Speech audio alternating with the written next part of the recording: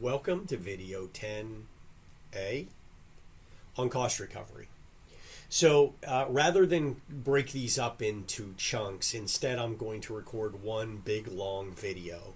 And I will post the time spots where topics change when I post this in Blackboard.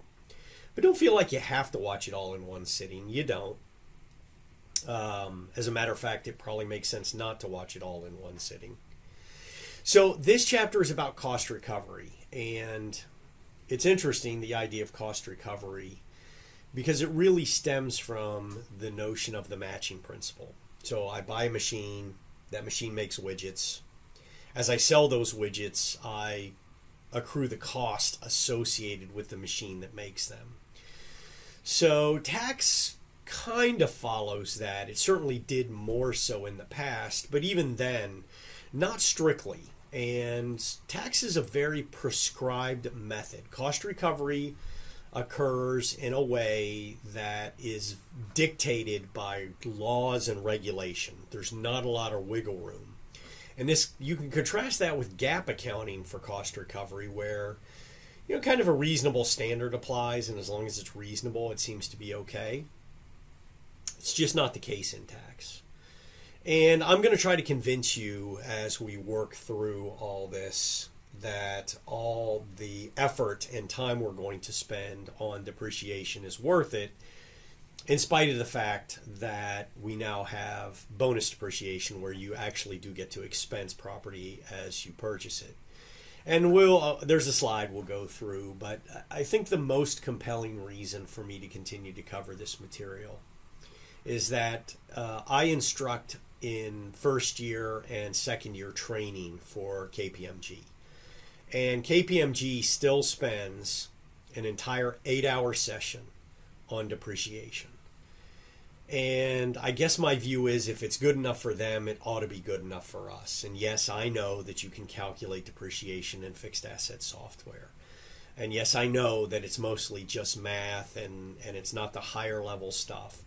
But if KPMG requires it for their first and second years, it's probably good enough for us too. So let's dive in on cost recovery.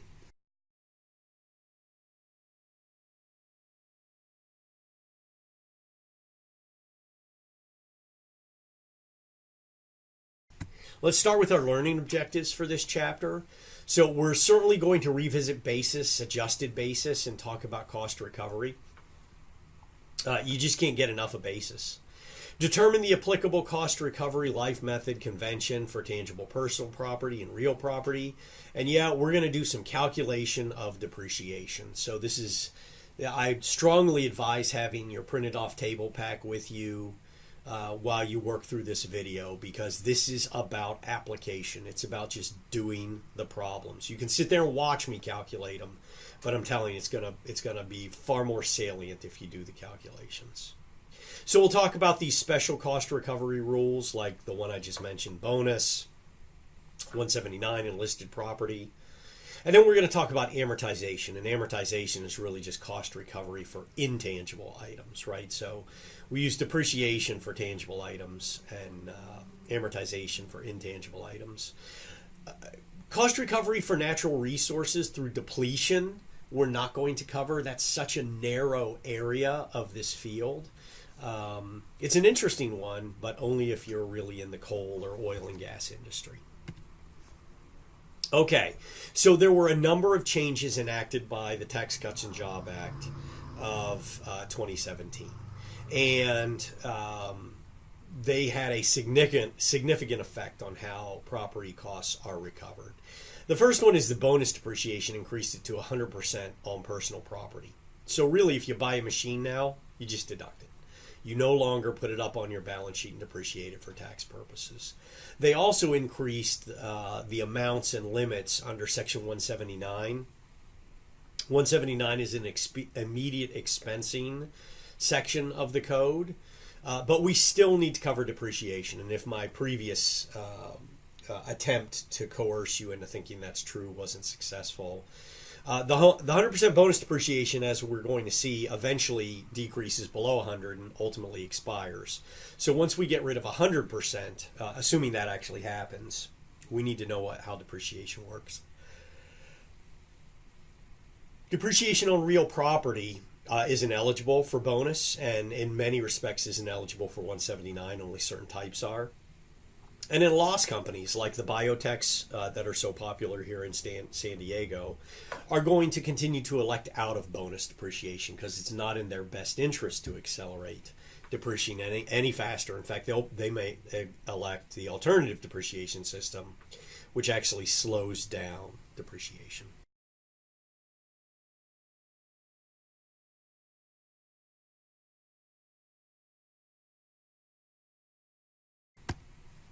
Okay, so capitalize versus deduct. So we know from our Chapter 9 discussion that you are required to capitalize the cost of assets with a useful life of more than 1 year, and you put those on the balance sheet as opposed to expensing them. So when we do recover those costs, we typically call that depreciation, amortization, or depletion, depending on the underlying nature of the asset. And so businesses use these methods to recover the cost of assets due to wear, tear, obsolescence, and matching. Okay, so here's what it looks like to deduct, right? So I debit expense, I credit cash, and the deduction and or expense is recognized directly on the income statement because that item has no life.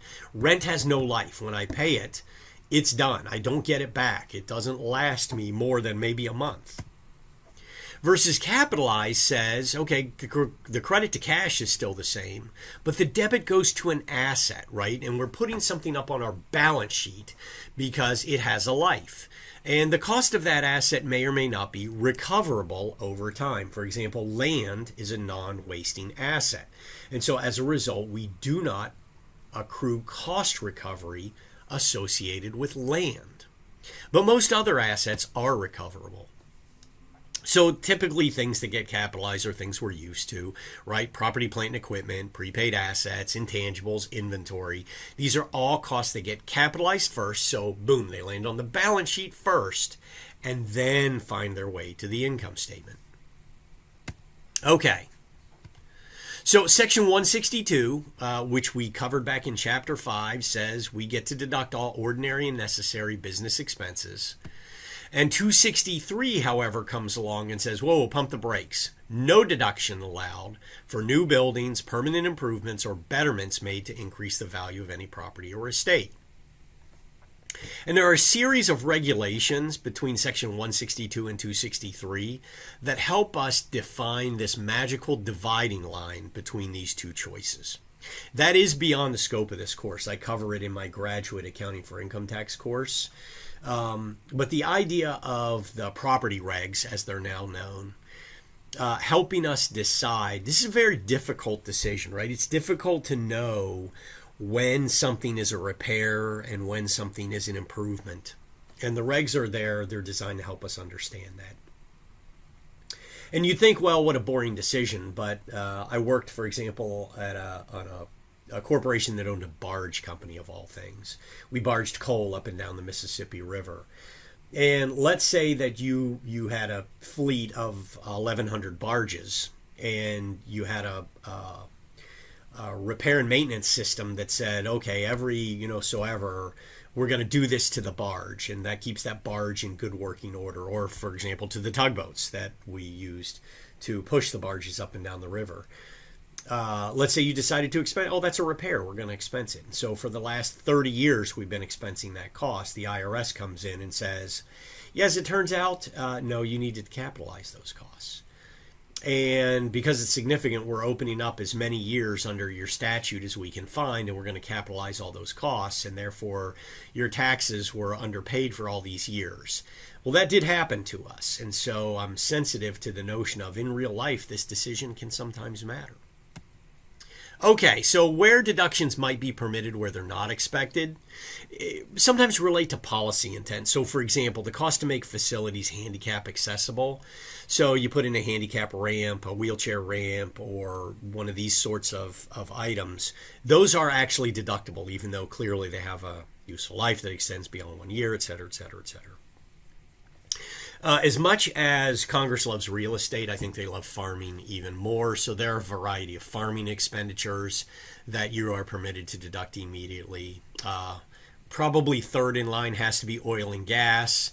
And so there are a series of code sections that allow you to deduct or more quickly accelerated deduct the cost for drilling for oil and gas. And then from a policy perspective, research and experimentation costs, right? So if you're in the business of developing patents, well, patents have useful lives that can be 17 years long. And so the idea that you would be able to expense that cost in a way doesn't make any sense. But to encourage research and experimentation activity, that's permitted to be deducted as incurred. And that actually matches GAAP accounting. GAAP accounting says the risk of that asset not appearing, that it's just experimentational, says GAAP accounting says go ahead and write those costs off as well.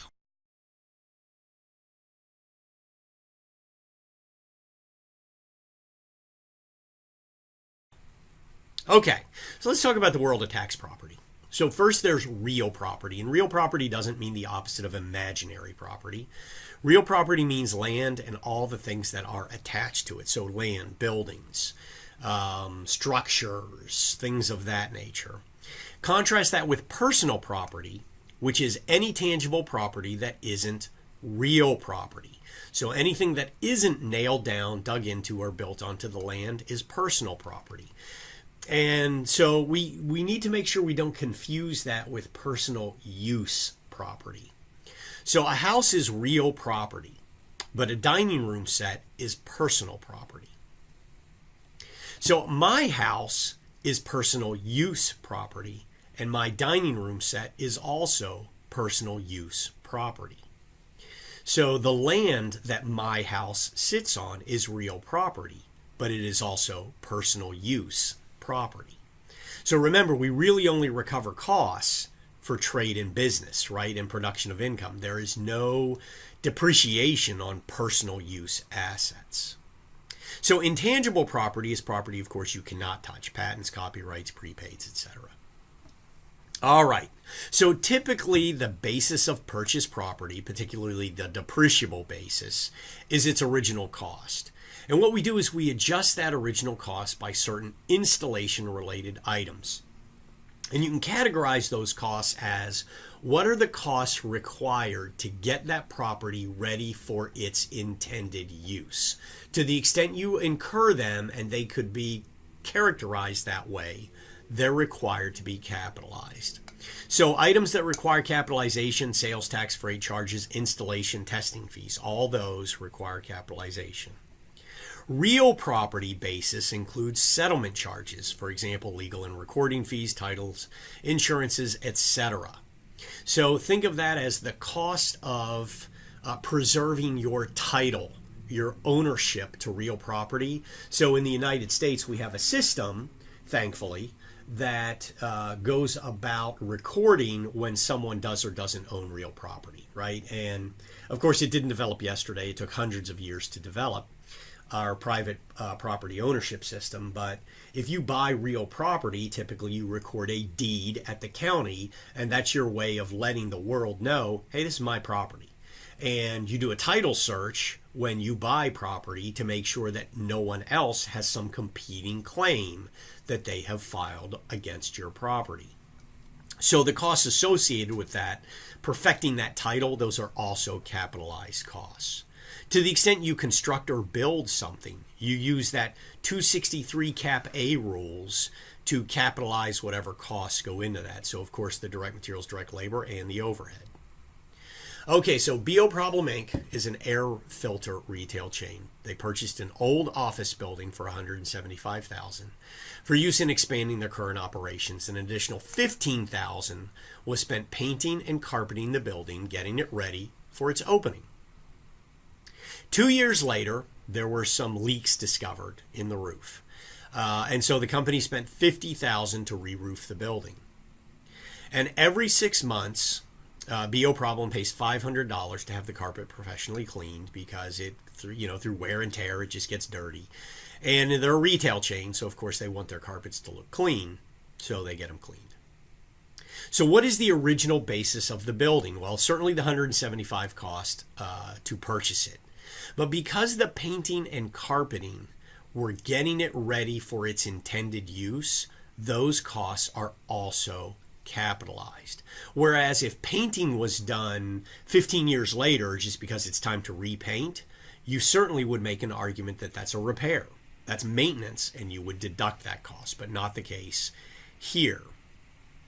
What about the other transactions? Well, the $50,000 roofing expense is probably going to be added to the basis because that extends the useful life of the building, although we're going to walk back from that because there's been some changes to the code that actually permit you to deduct the roofing cost.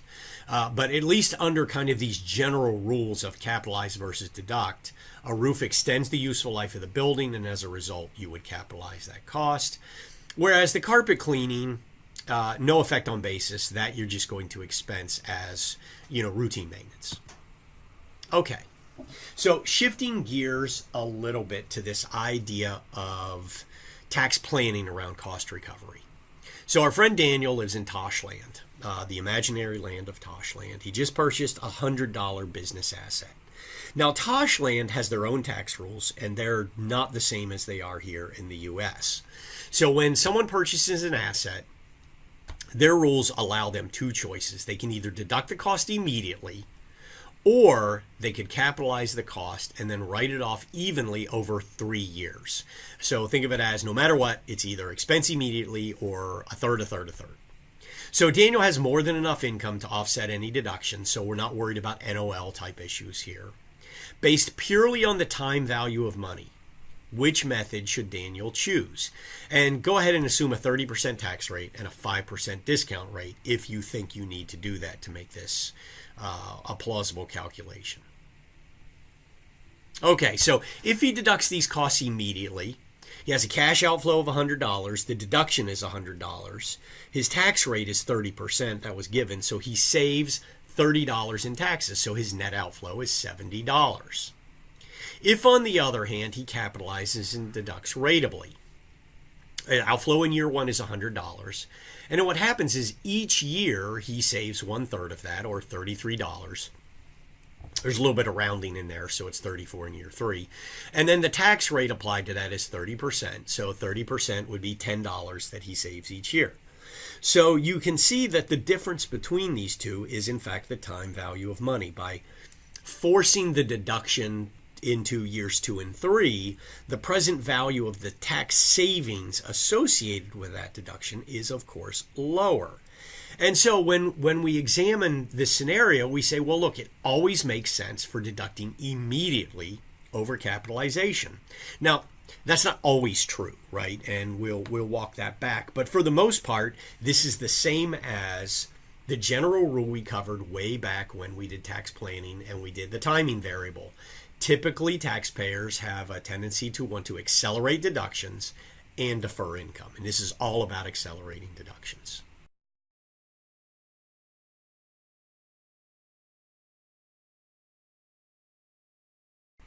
So we have these different methods to recover the cost of assets, which we've already discussed. Depreciation, which is for tangible, personal, and real property other than land, and it's over a specific period of time. Amortization, which is intangible, personal, and real property other than land. I don't know how you'd have intangible real property. That'd be kind of crazy. Presumably some lawyer could dream it up, though. Over a specific period of time. And then depletion is natural resources. So just as an FYI, inventory is capitalized, right? And how do we recover that? Through cost of goods sold. How about our prepaid insurance? We know that already, don't we? We amortize the cost of those prepaids. Those are an intangible. So what is our basis for cost recovery? So cost recovery begins once an asset is placed in service. Placed in service is a magical tax term. That's when we start to recoup the cost of the asset. So the cost basis is reduced when part of that cost is recovered through some cost recovery form. So the original basis is typically that amount we spend on it plus its installation charges. And what happens is we start to adjust that basis by the amount of cost recovery that we deduct. So the adjusted basis is the initial cost less accumulated depreciation, amortization, or depletion. So if Bob buys a property for $100 and no depreciation is permitted, and he sells that property for $80, he has a $20 loss. If, on the other hand, Bob buys property for $100 and depreciates it by $20, then he sells it for $80. So Bob has taken a $20 deduction for depreciation. Should he also be able to deduct a $20 loss? And of course, the answer is no. He already deducted that loss through his cost recovery. So as a result, we would adjust his basis down to 80, and he would recognize no gain or loss. Okay, so let's start with depreciation of tangible, personal, and real property. So before 1981, tax depreciation used to be very similar to financial accounting depreciation. So there used to be useful lives and salvage values and all the things we were used to pretty much under GAAP accounting. And so a lot of companies just use their financial statement accounting as their tax accounting for depreciation. But then in 1981, we were amidst a bit of an economic recession. And Congress and the presidential administration at the time invented accelerated cost recovery. And they said, you know what, we're not gonna give you these reasonable standards anymore, but the payoff is we're going to let you do it over a predetermined fixed recovery period that, generally speaking, is much less than its useful life. So if something had a useful life of 10 years, there's a pretty good chance under ACRES, or accelerated cost recovery, that you would recover that cost over 5 years instead. And that was to create stimulus, right? We just talked about Daniel and Toshland. Taxpayers love accelerated deductions, and so this was a way of giving taxpayers what they wanted and reducing the after-tax cost of investment. So today, businesses calculate tax depreciation using modified accelerated cost recovery system. So somewhere in about 86, we had worked our way out of that economic downturn. And so what they did is they modified ACRES. So now it's MACRES, and slowed down some of the acceleration. So I think generally you see, for the most part, that assets are still on an accelerated system, but some are equal to their useful lives. Okay, again, it starts when the asset's placed in service.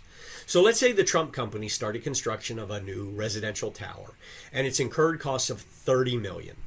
And much of the tower is complete, but only the first 3 floors have received their permit to occupy. So what that means is, because that permit to occupy has been issued, that asset is ready for its intended use, therefore it is placed in the service. So how would they determine the basis in depreciation? Well, for something like a building, you'd kind of determine, well, what is the portion of that total asset that's entered into service? And only that amount would be allowed as a depreciation deduction. So you'd say, what's the cost of those first 3 floors? We're going to go ahead and start depreciating only those first 3 floors. So something is considered to be placed into service when the following 3 elements are complete. So it is ready for its intended purpose, it is available, and it is capable of performing that intended function. Once all 3 are ready, boom, you place it in the service and you start depreciation. It's not as if you can elect to start it. So you'll see over the course of this video, I sometimes interchange the word purchase and placed in service. Technically, you can purchase property, and depreciation doesn't start until you place it in service. So let me apologize up front if I mix those terms up. So IRS says, here's what you need to know to depreciate. You got to know the depreciation system, the property class, when it was placed in service, the basis amount, the recovery period, the convention, and the depreciation method. That's a lot to chew off. So in 332, my method is, what's the proper table? So what happens is the IRS, remember I said these were prescribed systems. The IRS publishes tables that list the percent of the cost that's to be recovered through depreciation each year. We're going to use 7 of those tables.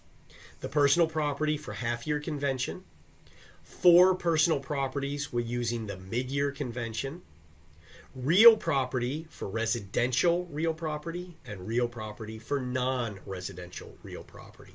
And as long as you don't elect an alternative depreciation system, or frankly have bizarre or unusual property, this must cover 90 to 95% of all property placed in service. Now, if you're in oil and gas or farming, they have some unique characteristics, or some of the regulated industries like utilities. Okay, so those first 5 are personal property tables. The last 2 are real property tables. And what that means is if I have personal property, I never look at tables 1 through 5. If I have real property, I never look at tables 1 through 5, only 6 and 7.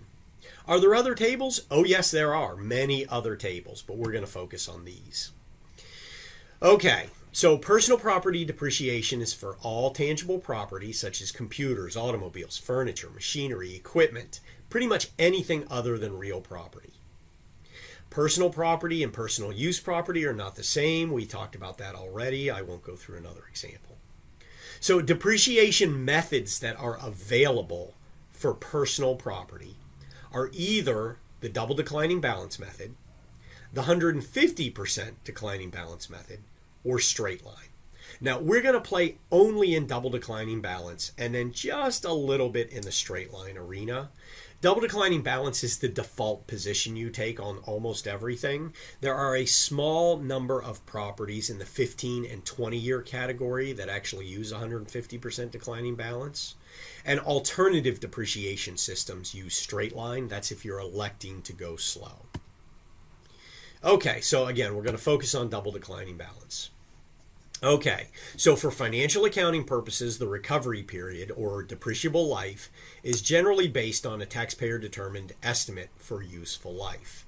For tax purposes, recovery period is predetermined.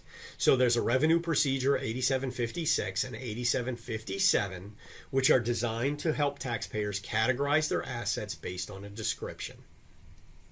You can find a abridged version of those Rev Procs that's been updated over time in IRS Publication 946. The reason I tell you about the Rev Proc is the Rev Proc is substantial authority.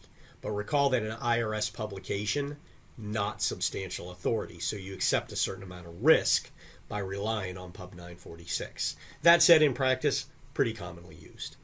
Okay, so here's an excerpt from a table that's used in 8756. And so let's look at office furniture, for example.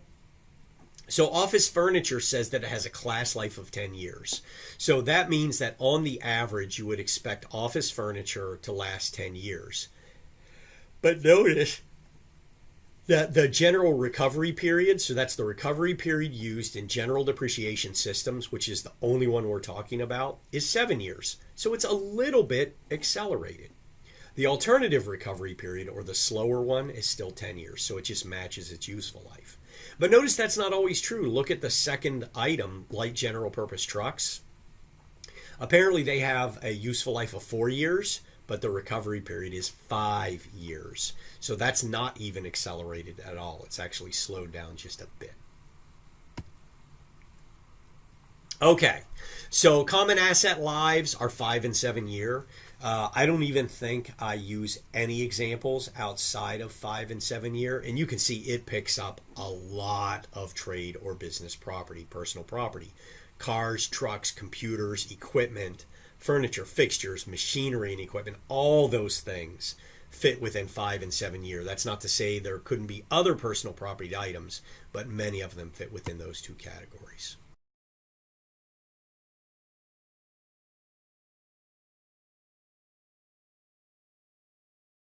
So property, of course, can be placed in service at any time of year.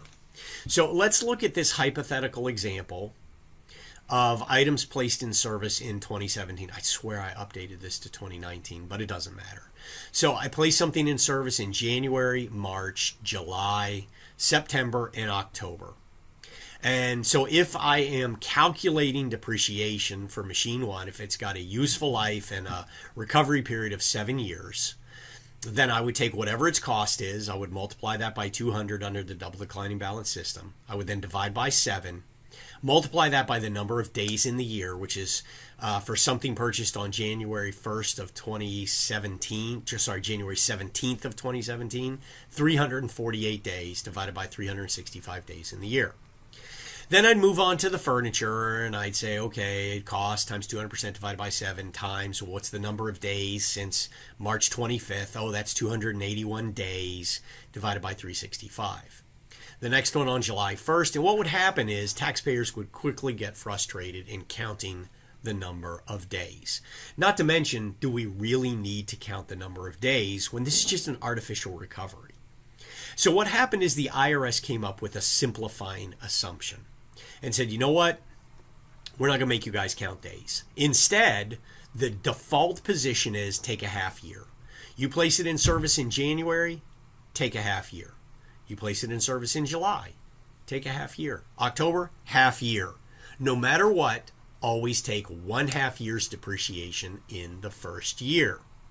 What then happens is in the last year, you pick up the other half a year. So what happens is a 7-year cost recovery item actually takes 8 years to recover its cost, because you take a half a year in the first year, and then for the next 6 years, you take a full year, and then you end up in that last year taking another half year, so a total of 8 years.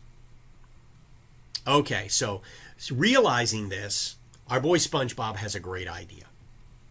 He says, hey Patrick, I know you're going to put a lot of personal property in service on the first day of next year. Instead, why don't you place it in service in 2018? Because then you'll get a whole half year of depreciation for items you placed in service for only 1 month. So talk about accelerating your deduction. That sounds like a pretty good plan. So of course the IRS shuts that down. Remember, half-year convention is the general rule. IRS had to come up with an exception to that rule called the mid-quarter convention. So the mid-quarter convention is out there and it says, okay, well, we're only going to let you take half a quarter for the quarter in which you place it in service. But we have to figure out who is it that's playing the SpongeBob Patrick game. So how are we going to identify people who we think are accelerating the placement in service into the last quarter of the year? Well, if it were being placed in service ratably, right, under a uniform distribution, then 1 quarter would be placed in service every quarter. So maybe if I look for a deviation in Q4, that tells me that they've accelerated the placement. So I'm going to look for anyone that places in service more than 40% of the total amount they place in service for the year in the 4th quarter of their tax year. I'm going to identify them as abusers, whether they are or not, it doesn't matter, and put them into the mid-quarter convention. That brings us to the convention test. So we sum the total basis of all tangible property placed in service during the year. That's our denominator. We sum the total basis of all tangible personal property placed in service in the 4th quarter. That's our numerator. Divide 2 by 1 if it's more than 40%. That business uses the mid-quarter convention for all assets placed in service that year. Not the previous year and not next year, but everything placed in service that year. So again, the general rule, half-year convention. The exception, you do the convention test. If it's over 40%, use the mid-quarter convention. This test is applied once annually at the end of the year. So really, you don't know what your tax depreciation is going to be necessarily until at year end when you've placed in service all your property. Let's do an example. So Jane placed in service personal property as presented. So here we go. We got something in March, April, October of 2018, and then we got February and June of 2019. And the amounts are shown over there on the right. So if I look at 2018, the total amount placed in service in the 4th quarter, if I assume a calendar year trade or business, is $4,000. The total amount placed in service across the entire year is $4,300. That's well in excess of 40%, and so I'm going to use the mid-quarter convention to depreciate all 3 of those assets in 2018. 2019 rolls around, I don't place anything in service in the fourth quarter. That's less than 40%. So those two assets placed in service in 2019 will both use the half-year convention for their entire lives. So this convention is applied for the life of the property and doesn't change. So what you're going to see is once you start in a maker's depreciation table, you always finish in that same table.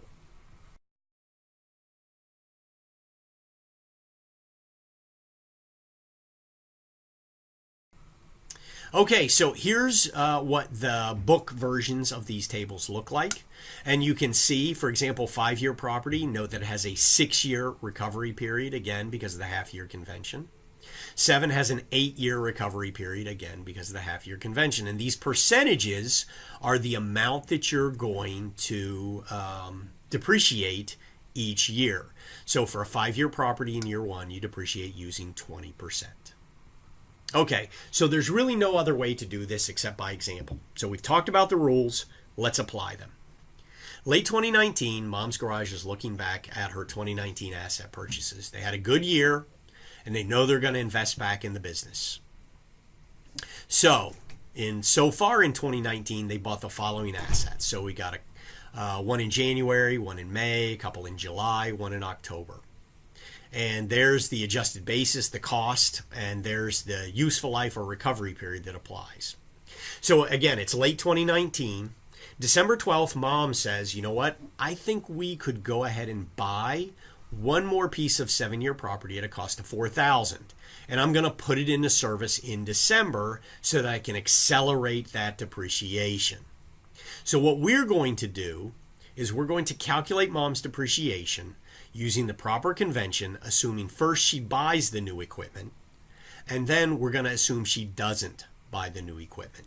And for purposes of this, we're going to totally ignore Section 179 and bonus depreciation because, frankly, we're just trying to get the fundamentals of maker's depreciation down.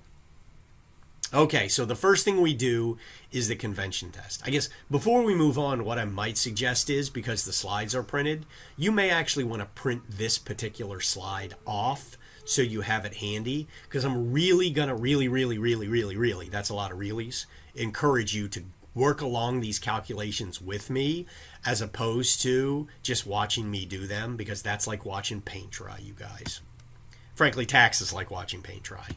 Okay, so the first thing I do is the convention test. So you can see what I've done is reorder the assets that were placed in service during the year in chronological order. That allows me to easily identify what's placed in service in the fourth quarter. And you can see I've also added this hypothetical new equipment that's going to be placed in service in December for $4,000. Okay, so what do I do first? I calculate the numerator. Right? That's everything placed in service in the fourth quarter. That's $18,000. Then I divide that by the total amount of personal property placed in service all year long. That's $43,500. Turns out I'm over 40%, so I need to use the mid-quarter convention. That means I got to go find the right table, because I told you the way we fix this is just by using the right tables. So you should be thinking, I need to go to my table pack and pull up the depreciation tables, because that's what I'm going to do. So let's start with the copier, because that was the first item placed in service in January for $1,500. So we know we're mid-month. We know we're in the mid-quarter convention. That's a typo. It should say mid-quarter convention. What quarter is it placed in service? Well, it was placed in service in the first quarter in January. What's the recovery period? 5 years. So now I need to go find the right table. I need a mid-quarter table with 5 years on it. Okay, so recall, there's a mid-quarter table for each quarter. So I've identified the mid-quarter for the first quarter. I find 5 years, first year, my rate is 35%. So I take the cost of the copier, $1,500, multiply it by 35%, I get $525,000 of depreciation in year 1, which is 2019. How about the computer? So recall the computer was placed in service in the second quarter. The convention is mid-quarter. It also has a 5-year recovery period. So now I need to go find the mid-quarter convention second quarter table. 5 year, year 1, 25% times 3,000 is $750 of depreciation in the first year. It really is this simple. So once you have the tables and you can identify the right table, then it's simply math. All right, now what I want you to do is the rest of the property. So again, don't forget that new asset. But what I'd like you to do is sit down with your table pack, sit down with that information and calculate depreciation on all the property that Mom placed in service in 2019. Okay, here's my solution. I hope you did it. Otherwise, you're just going to bomb on the exam because you know I'm going to make you do it. Okay, so the copier and the computer we had already done. The testing equipment, the tire balancer, and the other equipment, and the new equipment. Also all 7-year property. So I would have gone to 7 years for the July items. That belongs in the third quarter. The third quarter depreciation factor would be 0.1071 for year 1. You just do the math. For the items placed in service in the fourth quarter, I would use the fourth quarter table. The depreciation factor is 0.0357. You just do the math. I get about 4167 of total depreciation in 2019, not 29. Okay, now let's assume that Mom does not buy the asset because frankly, we just need to practice again. So if she doesn't buy the asset, notice that fourth asset is missing from the table. So what's placed in service in the fourth quarter? Only the 14,000 other equipment. What's my total? 39.5. I'm now below 40%. So it simply is the half-year convention. So we'll see as we calculate the half-year convention why that simplifying assumption is great for taxpayers. So you can see the half-year convention table is the same rate for anything in that recovery period. So whether it was placed in service in the first, second, third, or fourth quarters, if it's a 5-year recovery period and it's the half-year convention, it's 20%, period. If it's 7-year, it's 14.29%, period. So the copier would now be 1,500 times 20%. The computer would be 3,000 times 20%. And you should be able to do the rest of the property using your table pack and the information on the slide.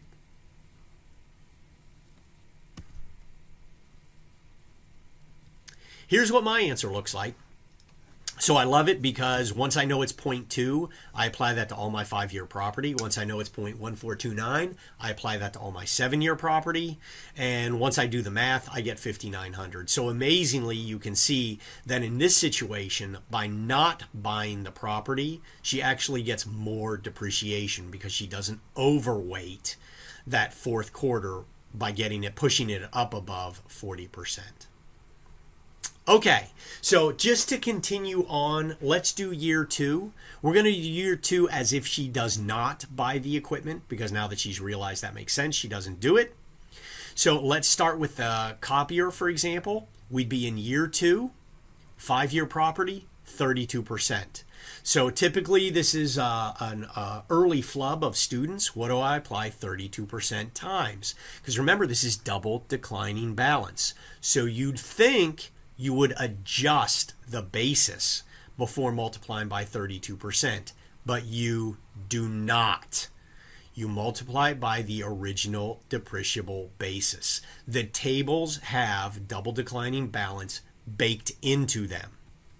That means you take 1,500 times 32, you get 480. You would do the same thing with the computer in year 2. 3,000 times 0.32, 960. You'd march right down the table each year. Because once you start in a column of a table, you never leave that column, at least for that particular asset. Okay, couple things worth noting. We've already discussed this because the half-year convention, a 5-year asset takes 6 years, 7 years take 8 years. The table takes care of the convention in the first year.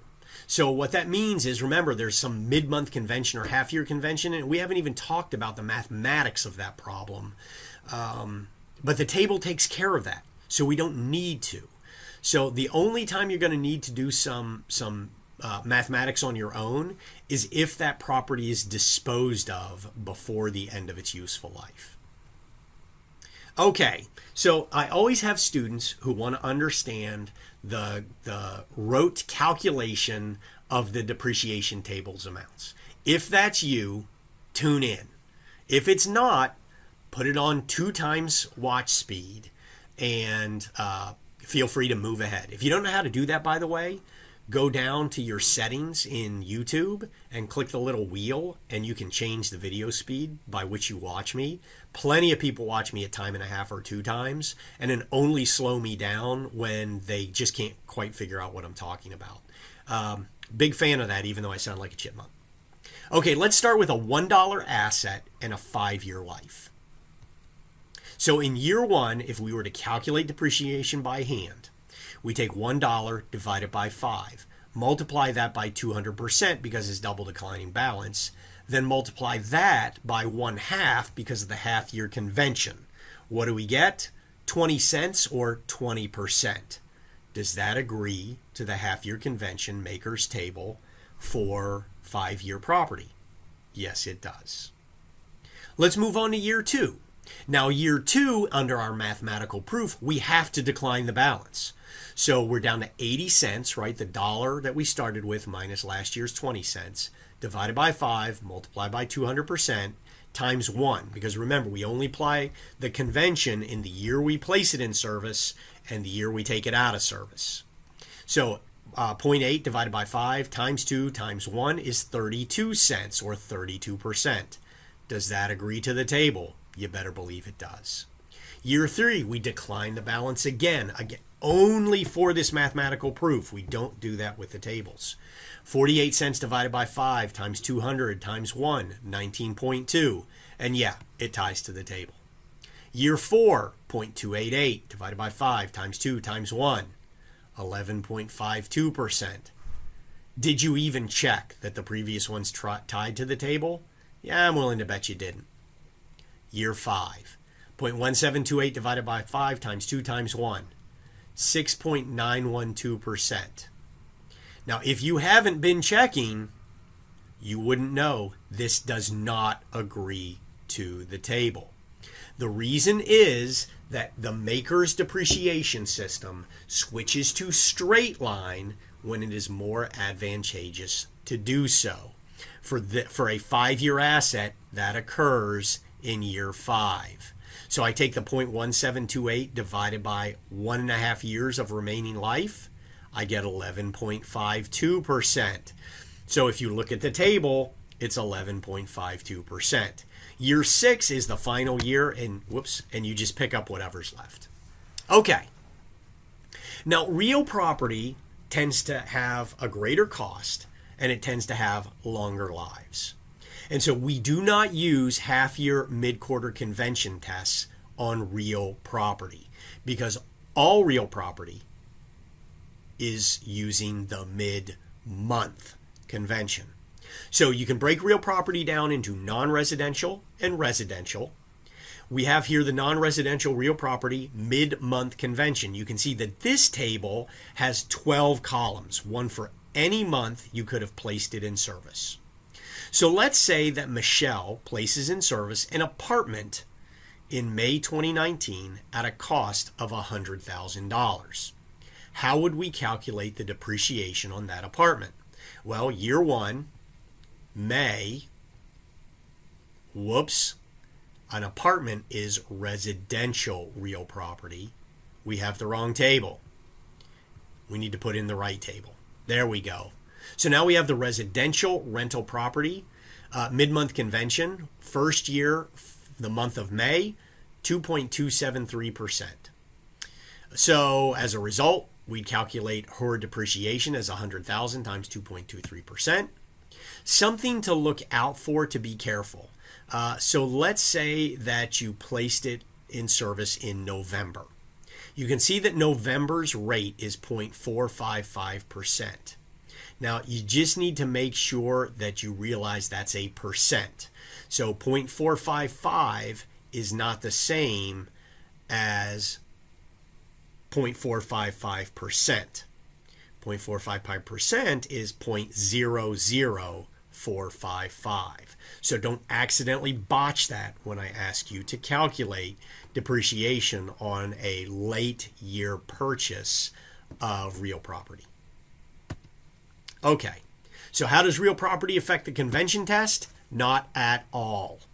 So when I'm calculating that convention test for half year, mid-quarter, do not put in any real property. Don't put it in the numerator.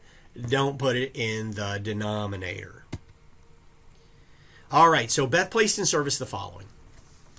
So I've got an asset in February, another one in July, and a building in November. So 50, 60, and 540.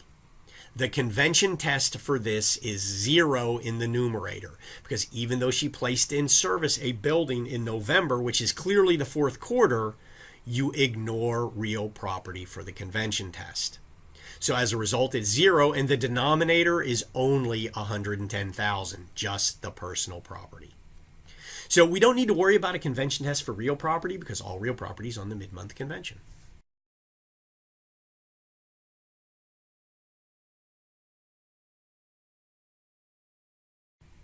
Okay, so we've noticed that these tables automatically build in the half year, mid-quarter, or half month for the year, quarter, or month placed in service. The table just does that, and that is super convenient because therefore no math is required. But what about when you dispose of that property?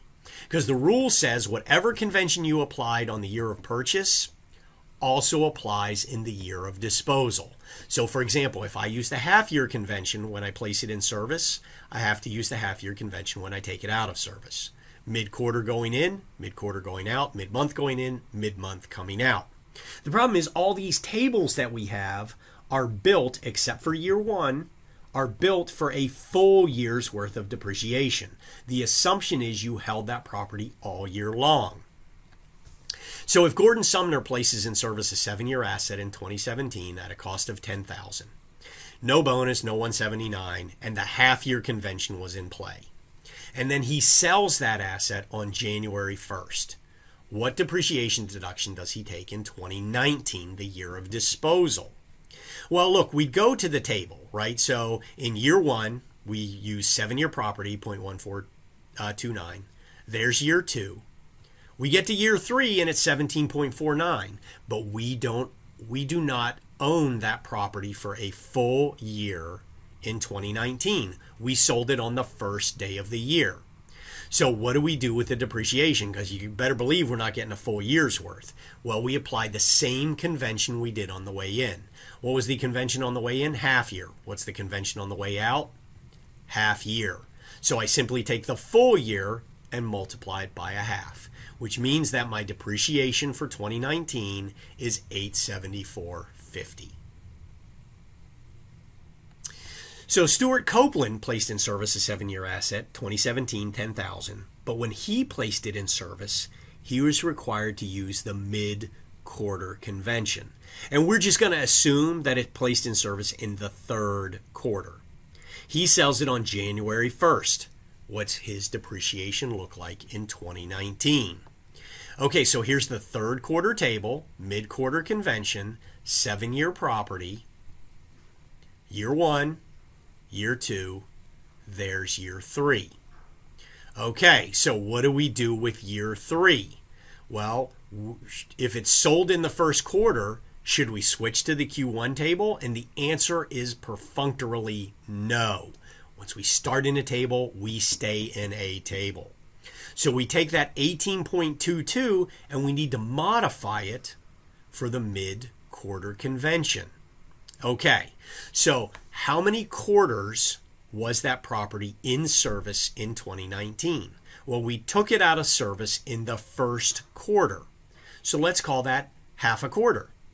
How many quarters are there in 2019? Well, there are always 4. So the ratio I need to use is 0.5 or half divided by 4. And I get 2019 depreciation of $227.75. This is one of the most esoteric elements of cost recovery. So let's look at it in some additional iterations. So $10,000 asset, 7-year asset, placed in service 3 years ago, disposed of this year in Q1. There's the half quarter for the first quarter. How much depreciation do I get for every quarter after that? Well, I don't own it any longer after that, so I get zeros. There's my 0.5 divided by 4. Let's say instead they disposed of it in Q2, for example. Okay, how much depreciation do I get in Q1? Well, a full quarter. How much in Q2? Only half a quarter, because that's when I disposed of it. Qs 3 and 4, it was already gone. So in this case, my ratio is 1.5 divided by 4. And you can follow that through in each quarter, right? So Q3, 2.5, Q4, 3.5, etc., etc.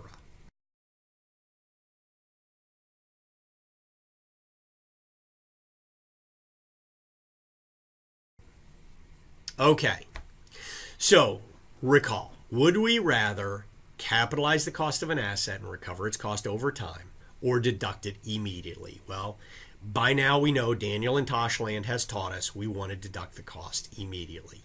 And thankfully, the tax code now includes 2 provisions that are designed to accelerate the recovery of depreciable property. The first one is called Section 179, and the second one is called bonus depreciation. So let's start with Section 179, which, as I mentioned previously, permits a business to immediately expense a certain amount of otherwise depreciable property placed in service during the year. So there are 3 important elements. Number 1, the property has to qualify for Section 179. Number 2, the amount must qualify. It can't be in excess of a certain threshold. And number 3, it must not create a loss for the taxpayer. Okay, let's see how these work. First, let's talk about qualified. So what qualifies for Section 179? So it must be purchased tangible personal property. That means you can't have created it or built it yourself, for use in an active trade or business, not for the production of income. And that property could be new or used, but you must have purchased it. Okay, so there is some real property that's eligible for 179. So in the pre-Tax Cuts and Job Act era, it was called qualified leasehold improvements, qualified retail improvements, and qualified restaurant property improvements. These were all real property, and they were also eligible for 179. In 2018 and beyond, they changed it, and now the name is qualified improvement property, and actually is an expansion of what previously was, for the most part, limited to retail and restaurant property. So qualified improvement property is any improvement to the interior portion of a building that is non-residential real property if the improvement is placed in service after the date the building was first placed in service. In that instance, you can actually treat it as qualified Section 179 property. The 2018 tax law change also added roofs, heating, ventilation, and air conditioning systems, fire protection and alarm systems, security systems. So all those things used to be capitalized costs. Remember, way back at the beginning of this chapter, we talked about that company, BO Problem, adding a roof to their building and having to capitalize that cost. Well, in theory, if they qualify for Section 179, they can just deduct it instead. Okay, so what are the amounts that qualify? It's $1 million in 2018, and a phase out, which we've done phase outs now, begins at $2.5 million. Well, those amounts were adjusted for inflation. So now in 2019, it's $1,020,000, and the phase out begins at $2,550,000. Okay, let's do an example, because frankly, there's no other way to try to figure out how this works. So X Corp places in service $1.24 million of qualifying Section 179 property in 2019.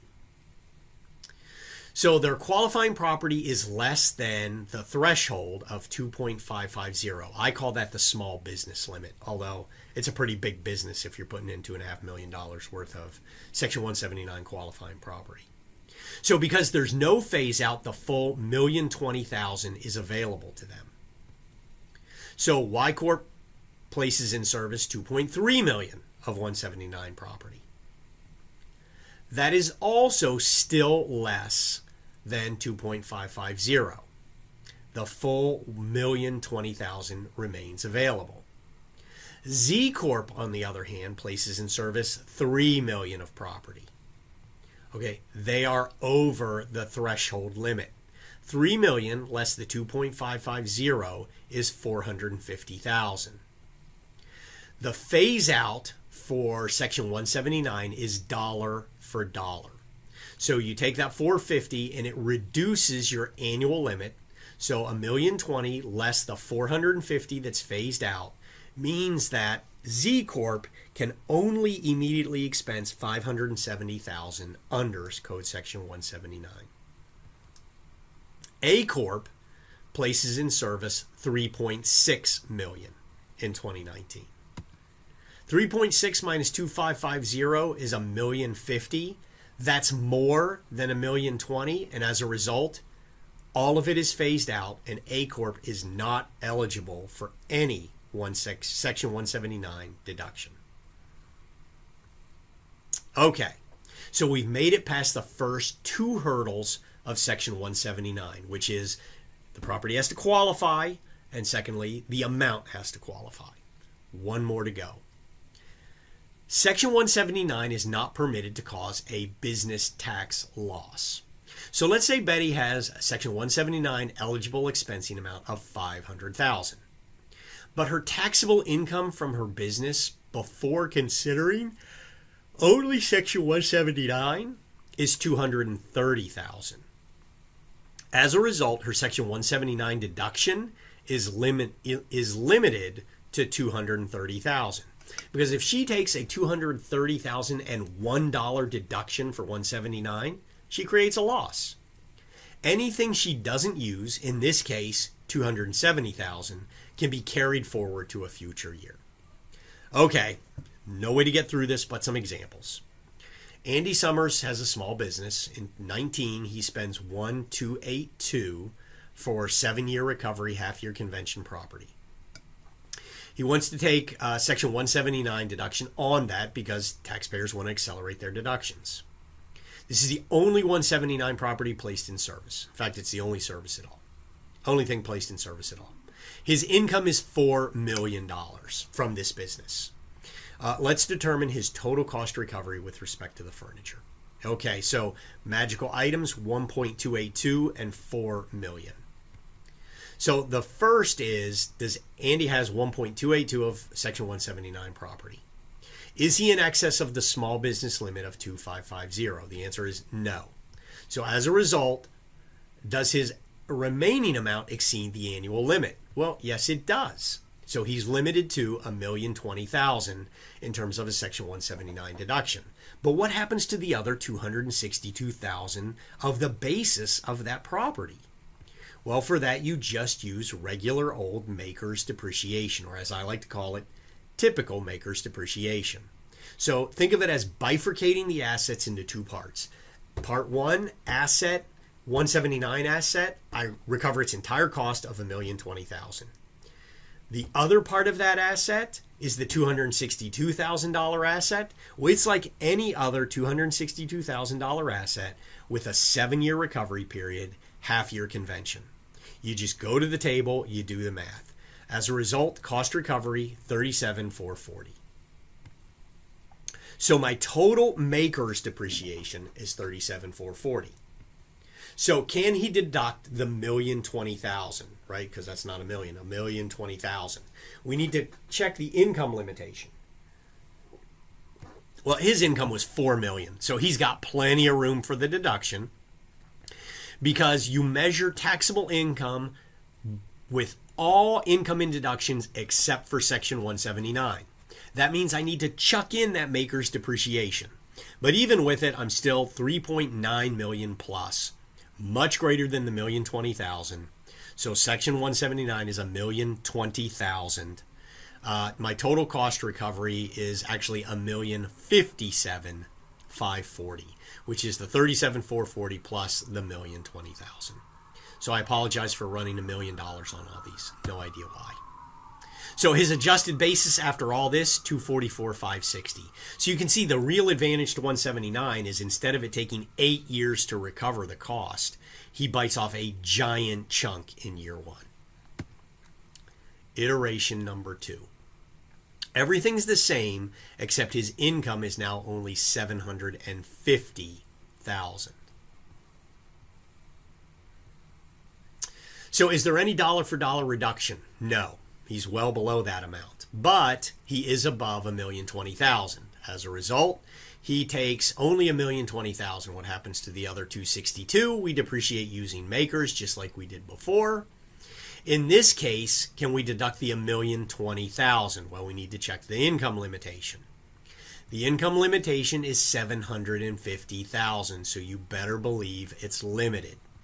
$750,000 minus my maker's adjustment, $712,560, which of course limits my Section 179 to $712,560. Any of the excess is carried over. So I'm not sure why that says total cost recovery is $1 million, because it's actually $750,000.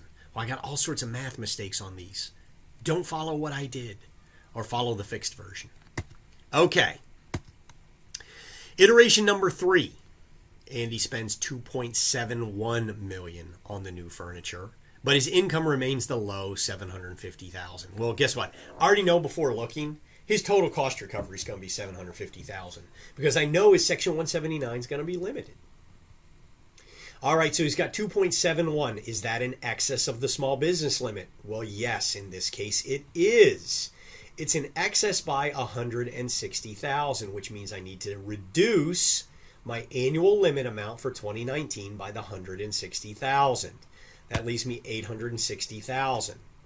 That does not exceed the annual limit. It can't, but I do need to depreciate whatever is left. So I have 1,850 that's left. That's the 2.7 million original cost minus the 860 that I can deduct. That leaves me with 1.850. I depreciate that using makers.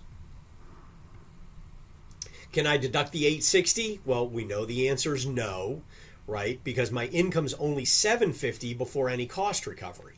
750 minus the 264,365 gives me 485,635. That's my Section 179 limit. I can only deduct 485,635. The total of the two, 750,000. Okay, a few final thoughts on 179. It's applied each year to assets placed in service that year only. So, for example, I can't place something in service in 2018 and then in 2019 apply Section 179 to it. It is elective. It can be applied to any qualifying property in whole or in part. So that means if I had a $500,000 asset that was completely eligible, all $500,000 for 179, I could elect none of it. So no Section 179. I could elect $1 of that asset. I could elect $2 of that asset. I could elect $350,000 of that asset, or I could in fact elect to expense that entire asset if I wanted to. Typically, you would apply that against the longest lived assets because that's the greatest amount of acceleration. And again, you don't have to elect the eligible amount. You could use $1 or up to the eligible amount, which again is $1,020,000. The limit is taxable income after all deductions except 179, and we saw that with the 3 iterations we went through. The book, in some of the homework problems, makes a simplifying assumption and says that it's taxable income before 179. Now, the reality is you wouldn't know that until you applied 179 first, But neither here nor there. It's a nice simplifying assumption, and it's going to make your homeworks easier.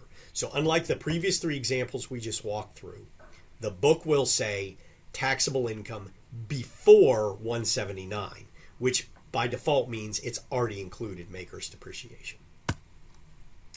Okay, so the carryover provision, when it's limited by your income, that carryover provision is helpful, but think about it. How long can you continue to purchase assets when you're not generating enough income to cover the expensing of those assets? And in reality, it's not too long.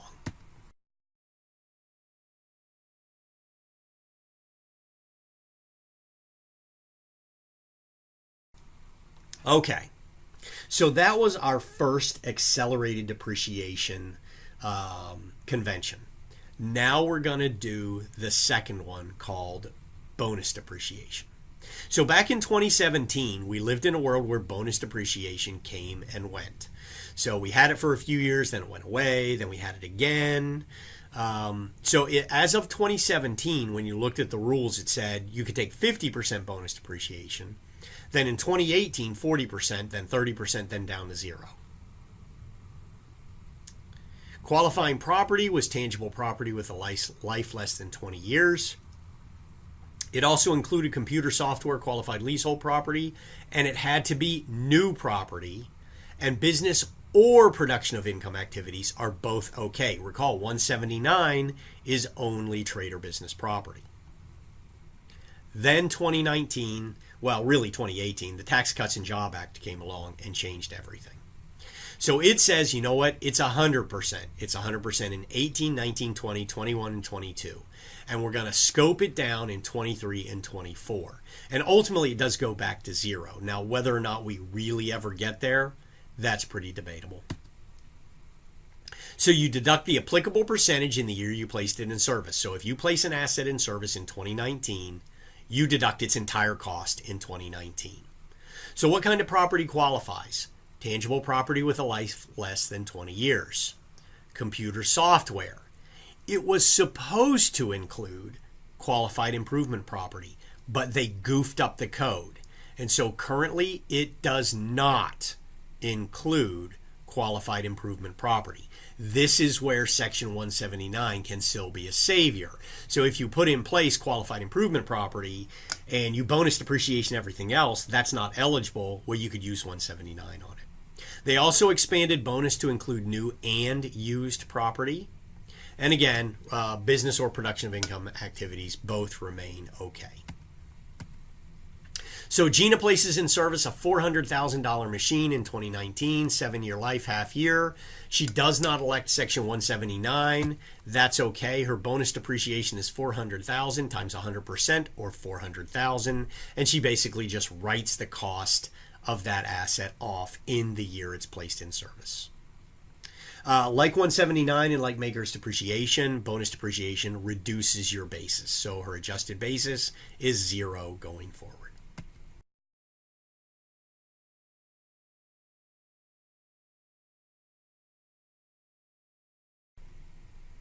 So a few years ago, Mr. Krabs bought a computer for the Krusty Krab. And the Krusty Krab depreciates the computer for a year. The following year,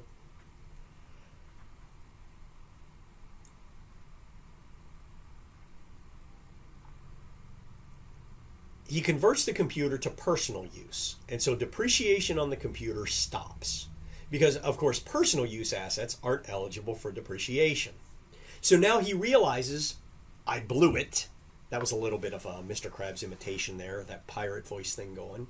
And because he was unable to deduct the cost of that computer. And we know when you are unable to deduct the cost of something, that increases your after-tax cost. So think of it like the 163M or $1 million cap on executive compensation. Right? We did an example when you're unable to deduct a portion of that, the after-tax cost goes up. Well, he bought this computer and the after-tax cost is going up. But he's ready to upgrade his computer now that it's 2019 because, let's face it, you need a new one every so often. And he consults with his tax guy who says, hey, Mr. Krabs, this time use either bonus depreciation or Section 179 and deduct the entire cost of the computer in the first year, then convert it to personal use, because that way you get a deduction for the entire cost of the computer.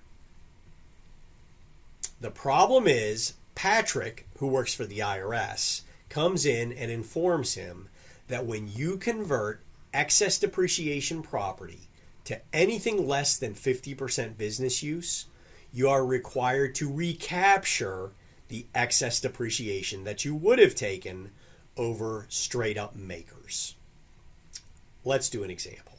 So let's say this computer costs $1,000. And in year one, Mr. Krabs just deducts the entire cost under either bonus or 179.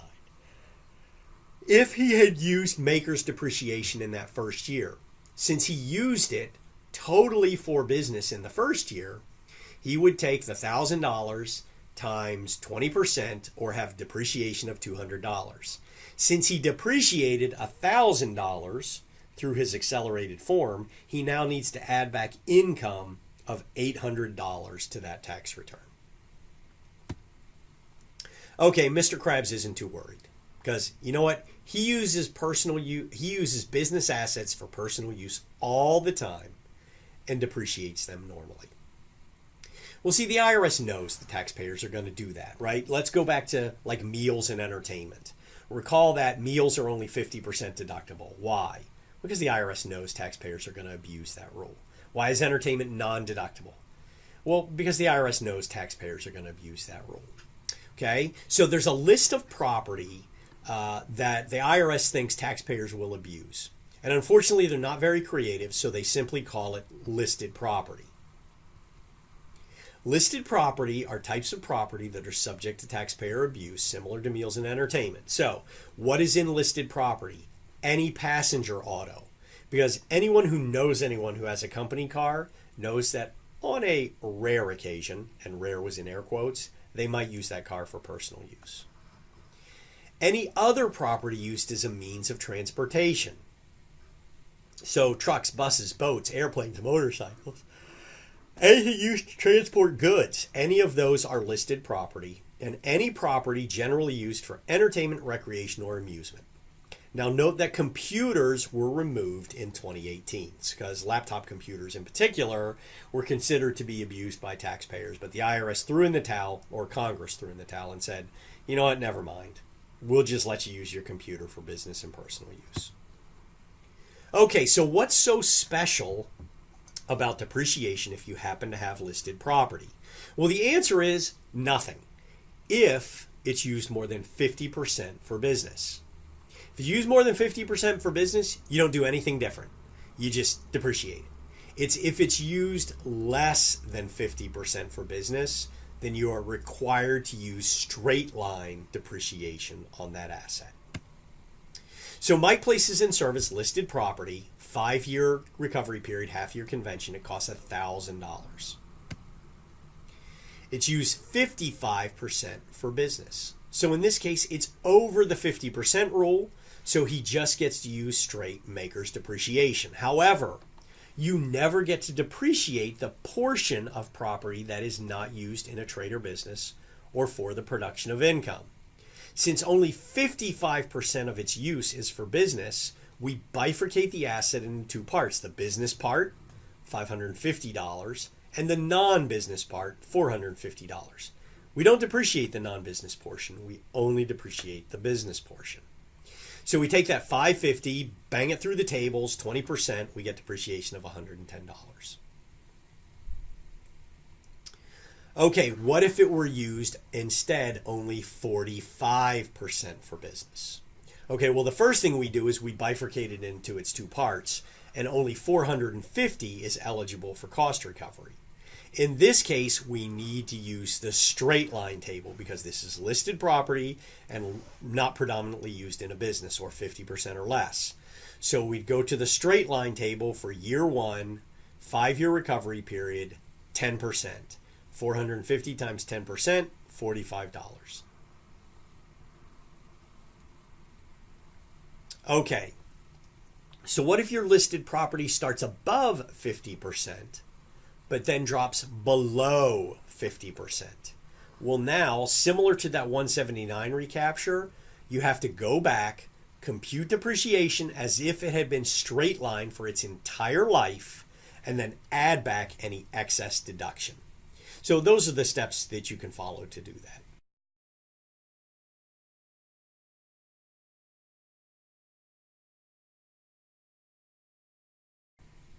All right, we're almost done, but we're not quite done with depreciation. Or Mr. Krabs, for that matter. Okay, so Mr. Krabs is a single dude, in case you've never watched SpongeBob. And if you've never watched SpongeBob, dear Lord, you got to watch SpongeBob. Okay, so he's single, and you know what? He really only needs a small car for his business, right? Maybe to do minor deliveries or something like this. And something with a small carbon footprint, like a Prius or a Civic Hybrid. But, you know, Mr. Krabs, as a single dude, he wants to keep his rep intact. So instead, he decides for his business, he's going to buy a Cadillac Escalade. And maybe he needs the Escalade because his girlfriend, Mrs. Puff, is a pufferfish. And her daughter, Pearl, is a whale. And so clearly he's going to need some space for the whale to sit. So he gets the Cadillac Escalade. As a result, he gets to depreciate, which really just means deduct, a $70,000 vehicle instead of just a $20,000 vehicle. And why? Well, this is tainted with all sorts of personal reasons, right? So the way that the tax law handles this is it says, no, we're not going to let you deduct that really expensive car for business for tax purposes.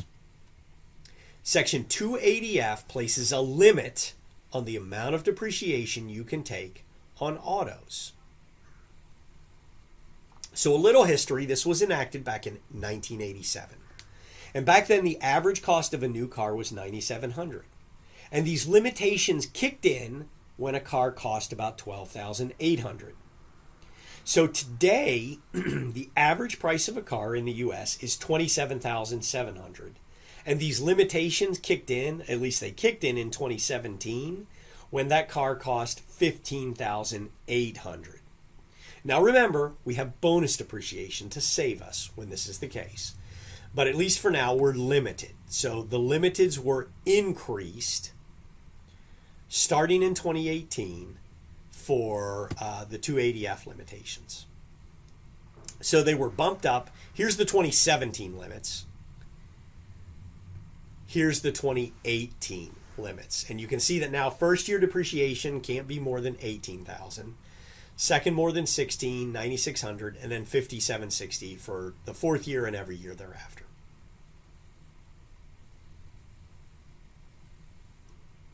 Okay. So the 2019 limits were not available at the time your textbook went to press. They were released last week. So I've listed them here, 18.1, 16.1, 9,700, and 5,760. But since they're not in the book and they're not used in the homework, I'm probably not going to task you with doing the 2019 calculation, but it functionally works the same. And since this item is adjusted by inflation each year, you got to be a little nimble. Okay, so if we do not elect bonus depreciation, sorry, I shouldn't say that.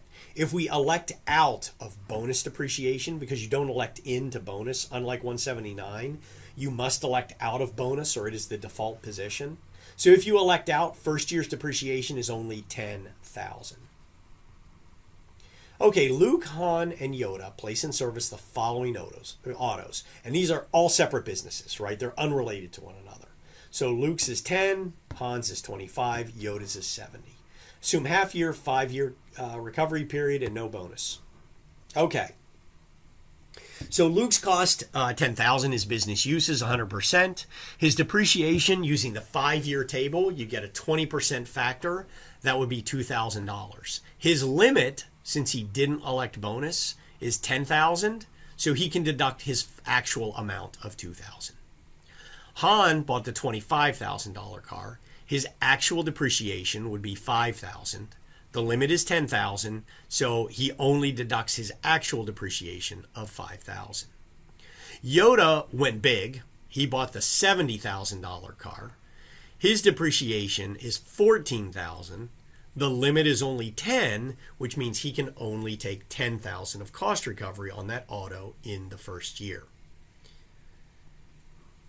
What if he only uses that for 60% of business? Well, we know you would bifurcate it into its two parts. So the depreciable part is 70,000 times 60%, 42,000, times the depreciation factor for 5-year, half-year convention, 20%, 8,400, and you might assume it would not be limited. However, you must adjust the limit by the same business use percent. So because he only uses it 60% for business, both his depreciation and the limit are multiplied by 60%. Therefore, his limit's only 6,000, and it is limited. Okay, so we've kind of covered this already, but just to be clear, partial business use. Let's say I have a $1,000 asset, 5-year asset, used 55% for business, 30% for the production of income, and 15% for personal use. So in what way might this happen? Well, let's say that you're self-employed, a CPA, why not? And you own your own business, and so you have to drive to your clients from time to time.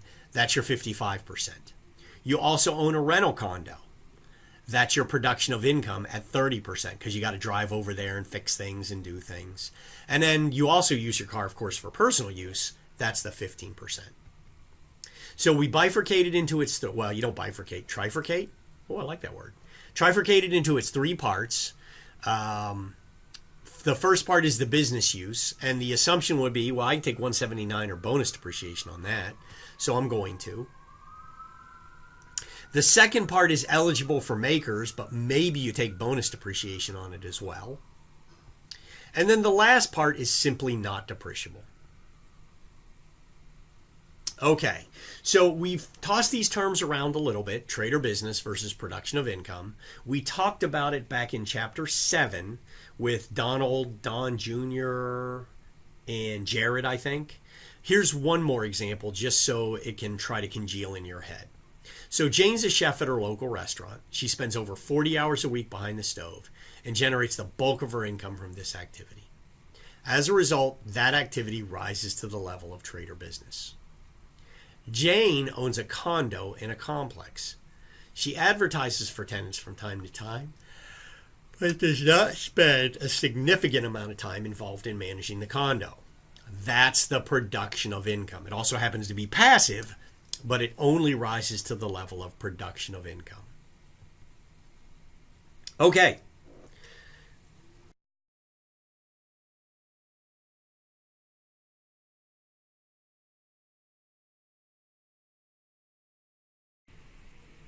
Let's assume you've been watching straight through up to this point. We're an hour and 20 minutes into this beast, and we're not quite done. So if you have not taken a break, man, you need to take a break. Okay, now let's talk about the length of these videos, because by now you're feeling the pain. Let me just remind you, we're working at triple speed, right? We took 15 weeks, we're cramming it into 6. And so, the fact that these videos are going to be an hour and a half, hour 45 minutes long, I'm not great with that, but what else do you want me to do, right? So we got to fit the material in. All this stuff is on the CPA exam, and so it's not like I'm not giving you things that I don't think you need to know. I think the drop deadline is now past us, so you're stuck with me, whether you like it or not. So let's just bear down, see if we can finish the last part of Chapter 10, and then I'll take a physical break. Holy cow, because I've been going at this for a while. I'm going to lose my voice. And then I'll record Chapter 11 for you guys. Okay. Amortization. I gave you that a little drum roll for you. Amortizations for intangible assets that businesses use. Again, we recover the cost of that intangible over time. A classic example would be, let's say you acquire a patent, right? So there's a drug and you're a big drug company. Someone else developed the patent. You go acquire the patent. You now amortize the cost of that patent over time. You would do the same thing for GAAP purposes. Again, it's good matching. Intangible assets in the form of capitalized expenditures, such as capitalized research and experimentation or covenants. These are things that don't have physical characteristics, right? A patent doesn't have a physical characteristic. It's just a sheet of paper. So intangible assets have one of the following characteristics. They are either a Section 197 intangible, they are a startup expenditure or organizational cost, they're a research and experimentation cost, or they're a patent and copyright or something like that. Let's start with the 197 intangibles. So a Section 197 intangible is an intangible that you acquire when you acquire another business. So this isn't when you go out and just acquire the patent. This is when you go out and acquire the company that developed the patent. That's called a 197 intangible, and sadly there's no other good name for it. Pretty much everyone calls them 197 intangibles. 197 intangibles have a recovery period of 15 years, period. Doesn't matter what their useful life is, doesn't matter how long you think they'll last, it doesn't matter when they expire. 15 years. Intangibles use a full month convention. So think about it. We've had a half-year convention. We use half a year. We've had a mid-quarter. We use half a quarter. We've had mid-month. We use half a month. Full month means you get a full month's worth of amortization in the month in which amortization begins. So Greta purchases a business for $1 million and allocates costs to the following assets. So that business had land worth $200,000. It had a factory worth $400,000. It had a patent worth $100,000. And then that was it. So everything else under the purchase accounting rules just becomes goodwill. Okay, how do we amortize our intangibles? Well, first, what are the intangibles? Is land an intangible? No way. You can touch land. It doesn't depreciate. It's non-wasting anyway.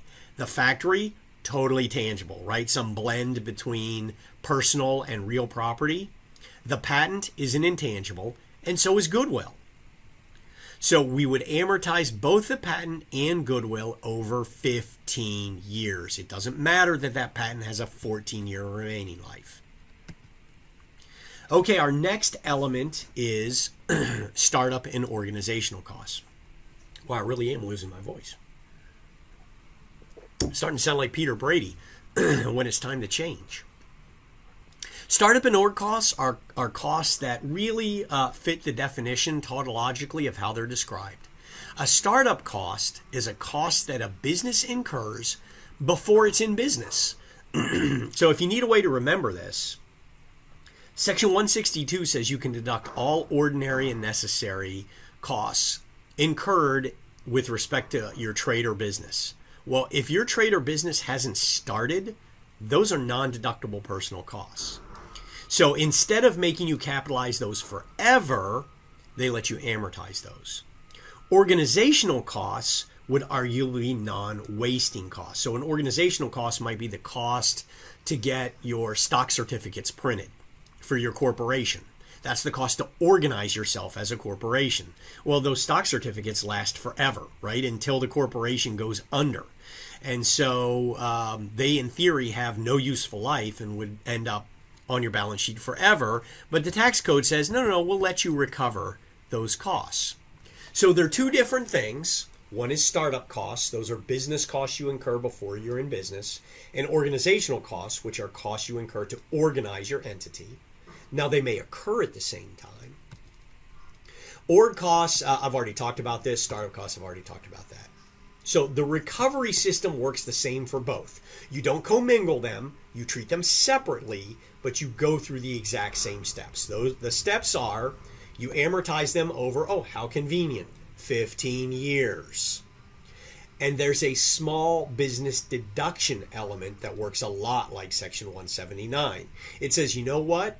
The tax rules are going to let you deduct up to $5,000 of your startup or $5,000 of your org costs. But that's only if you're a small business.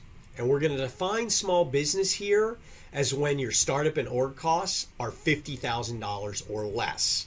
To the extent they exceed $50,000, it's a dollar for dollar phase out on that immediate expensing of startup and org costs.